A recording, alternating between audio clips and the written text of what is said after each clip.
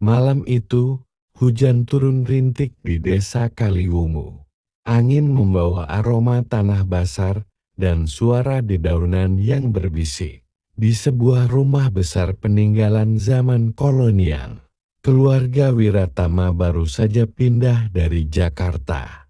Mereka ingin menghindari hiruk-pikuk kota dan memulai hidup baru di tanah warisan milik leluhur. Namun sejak hari pertama, hal-hal ganjil mulai terjadi. Anak bungsu mereka, Lalai, sering berbicara sendiri di kamar kosong. Ia mengatakan sedang bermain dengan Mbah Putri, yang tidak punya mata tapi suka nyanyi di malam hari. Ibu mereka, Arom, mendengar suara langkah kaki berat berderak di loten. Padahal tidak ada siapapun di atas. Dan Pak Jatmiko, kepala keluarga, sering terbangun dengan luka sayatan di dada yang membentuk simbol aneh, seperti aksara Jawa kuno. Malam ketujuh, kucing peliharaan mereka ditemukan tergantung di pintu belakang dengan leher dipilin. Di dinding dapur tertulis, darah yang tertumpang tidak dibersihkan, harus dibayar dengan darah. Melalui penelusuran dan bantuan dari seorang dukun tua bernama Mbah Joyo, mereka menemukan fakta mengerikan. Rumah tersebut adalah tempat tinggal leluhur mereka, Raden Wiratama, seorang bangsawan kejam pada masa penjajahan Belanda.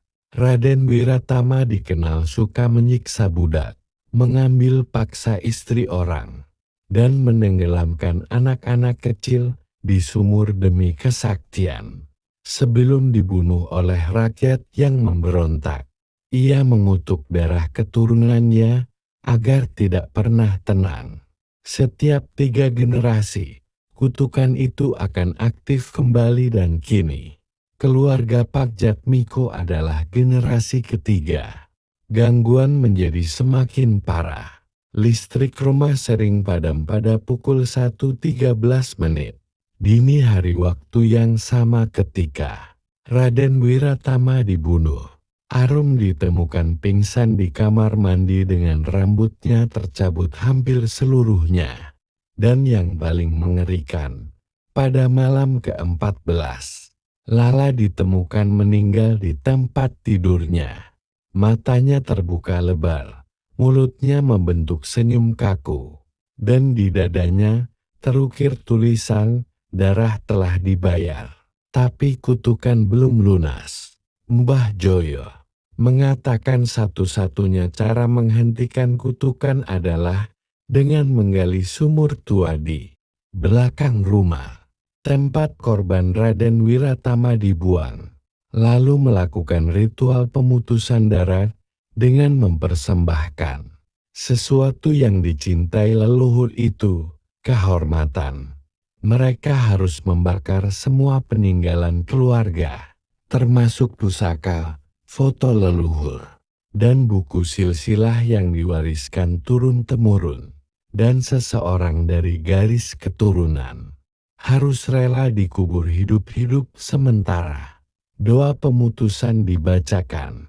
Pak Jatmiko, meski terpukul, memutuskan untuk melakukannya sendiri. Malam ritual tiba. Petir menyambar tanpa henti. Di bawah cahaya obor, sumur tua digali. Mereka menemukan tengkorak anak kecil dan sisa-sisa tulang yang terikat dengan rantai besi. Aroma busuk menyengat keluar dari dalam tanah seperti napas kematian. Pak Jatmiko masuk ke dalam liang sedalam dada. Mbah Joyo membaca doa dalam bahasa Kawi. Tiba-tiba tanah bergetar. Suara jeritan anak-anak menggema dari dalam sumur. Dari gelap muncul sosok bayangan tinggi berpakaian bangsawan Jawa, tanpa mata, membawa keris berlumur darah. Sosok itu mendekat namun tepat saat doa penutup diucapkan, dan pusaka terakhir dibakar. Sosok itu lenyap dalam jeritan nyaring yang menggema hingga pagi. Pak Jatmiko berhasil selamat dari liang. Tubuhnya lemah, rambutnya memutih seluruhnya, namun ia hidup. Setelah ritual, rumah menjadi tenang. Tidak ada lagi langkah di lautan. Tidak ada lagi suara nyanyian. Kutukan telah putus. Namun, setahun kemudian, saat keluarga Wiratama pindah ke kota, sebuah paket misterius datang. Isinya, sebuah boneka kayu tua dengan wajah Lala, dan di belakang boneka tertulis, "Darahmu masih berada di tanah ini." Apakah kutukan benar-benar berakhir? Atau hanya tertidur, menunggu waktu untuk kembali?